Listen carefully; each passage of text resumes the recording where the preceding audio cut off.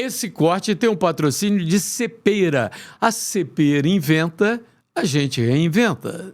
O Criador colocou no meu coração e eu entrei numa pauta muito polêmica hoje, nacional e mundial, que foi o caso da morte da Marielle, onde colocaram como supostamente o mandante a família Brazão e o delegado Rivaldo. Fiz uma fala em defesa desse caso, colocando que temos que pegar os criminosos. Marielle é uma pessoa brilhante, que lutava pelos direitos da minoria. Você a conheceu? Eu nunca tive com ela pessoalmente. Eu passei por ela porque ela na minha época de luta, em 2011, ela trabalhava por Freixo. Meu relacionamento era com Freixo, com Janira Rocha, mas eu nunca conversei e sentei com ela. Mas o pouco tempo que ela ficou ali, ela por ter voz e expressão de uma liderança, ela se destacou defendendo o direito das minorias. E é interessante dizer que naquele momento estava acontecendo no Brasil uma intervenção federal, coisa que nunca havia ocorrido no Brasil, no Rio de Janeiro, que é o exemplo para o mundo. Presidente na época era o Michel Temer, ministro da Segurança Pública na época era o Raul Jukman. Um caso de repercussão mundial e nacionalmente explodiu tudo e não colocaram a Polícia Federal no caso, colocaram a Polícia Civil.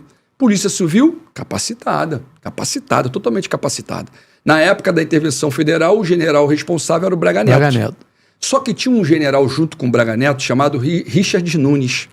O Richard Nunes vai em busca de um policial civil, um delegado da Polícia Civil, digno para aquela função, que fosse de profissional, competente, respeitado por sua categoria, e encontrou o Rivaldo. Rivaldo senta naquela posição. Importante frisar já de imediato, Rivaldo e irmãos Brazão nunca se falaram. Nunca se foram se conhecer sendo preso no avião. Eu só peço que a justiça seja feita. Eu só peço que seja averiguado. Você não pode simplesmente pegar qualquer pessoa e falar, esse é culpado. Não, tem que ter prova concreta. E temos que respeitar uma coisa. O princípio da legalidade e da igualdade, ele é primordial dentro de uma alta defesa. E a Constituição Federal tem que ser respeitada. O parlamentar, deputado federal, senadores, têm imunidade parlamentar. E existe uma lei, que é a Emenda Constitucional de número 35, na Constituição Federal, que um parlamentar só pode ser preso em flagrante crime inafiançável. Isso não aconteceu. Prisão deles, o caso foi em 2018. A prisão deles foi em 2024. Que buscaram em casa num domingo. E aí o Ministério Público tem 5 dias para apresentar a denúncia. Já vai fazer um mês amanhã, dia 24, quarta-feira, faz um mês.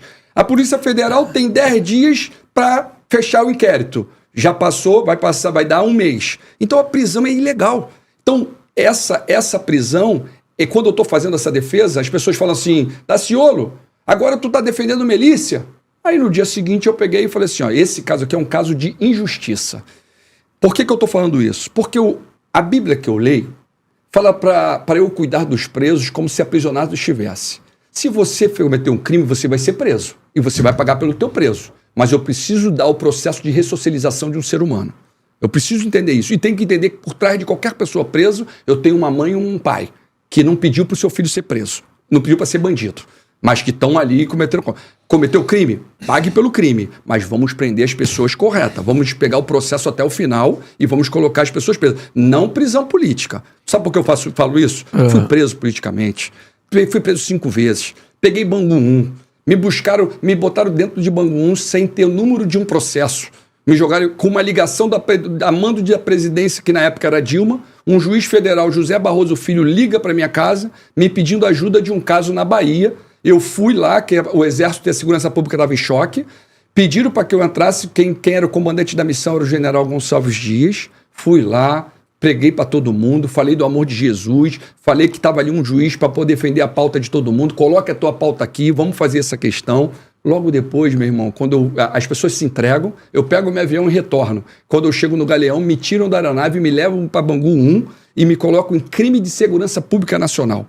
Olha isso. Caramba! Entendeu? Então, esse é o estado do poder, que é para atender o mercado internacional, o imperialismo, para continuarmos como colônia.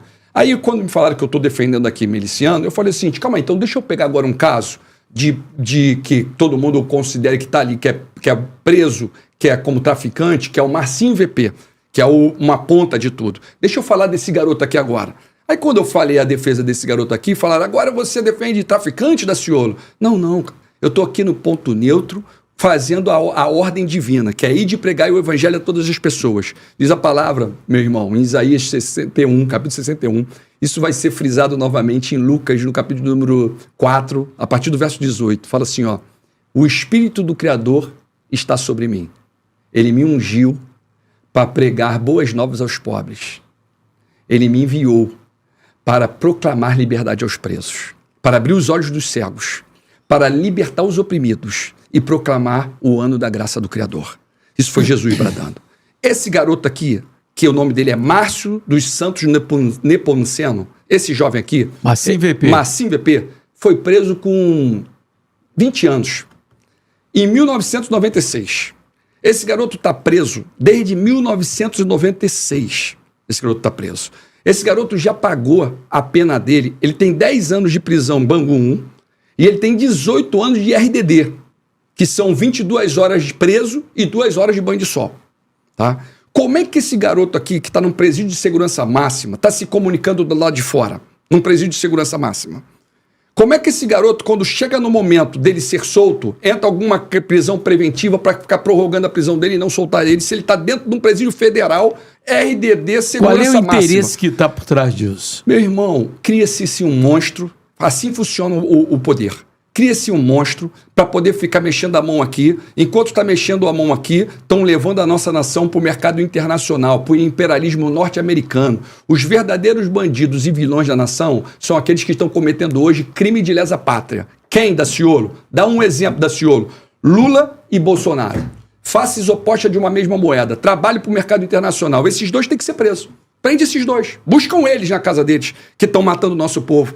Esses estão matando o nosso povo, entregando as molas propulsoras de crescimento.